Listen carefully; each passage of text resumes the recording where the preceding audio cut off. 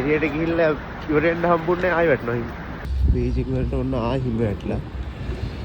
හරියට දෙසැම්බර් වගේ. දැන් යන්නේ මාර්තු 5 වෙනිදා. ඒත් හරියට දෙසැම්බර් නොවැම්බර් වලට වගේ වින්ටර් එකේ හිම වැටලා තියෙනවා. මේ හරිනා වින්ටර් එකේ අන්තිම කාලේ. දැන් ස්ප්‍රින්ග් එක පටන් ගන්න ඕන. ඒත් තවත් මාර සීතක් තියෙන්නේ.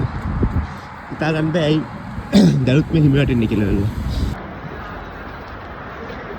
එළියට ගිහිල්ලා ඉවරෙන්න හම්බුන්නේ ආයෙ වැටෙනවා හිම. හැබැයි ඉතින් මොනවා කිව්වත් හිම වැටෙද්දි පුදුම කට්ටිය මොනවා කිව්වත් හිම වැටෙද්දි මාර ආසයි. ඒ උනට අර තියෙන සීතලත් එක්ක තමයි ඒක එපා වෙන්නේ. නැත්තම් අවුලක් නැහැ ලිස්සනවා ඒ ප්‍රශ්නත් එක්ක. අනේ මන්ද මේ පාර මොකක් වෙන්න යනවද කියලා හිතා ගන්න බෑ. දැන් මේ කාලේ හරිනම් ස්ප්‍රින්ග් ඇවිල්ලා පොඩ්ඩක් සීතල අඩු වෙලා එහෙම තියෙන්න ඕන කාලේ එළියටත් බහින්න දෙයක් නැහැ නේ. ඒක වෙලා තියෙන ජැකට් පුරවගෙන එතකොට එපා වෙනවා ඇත්තටම.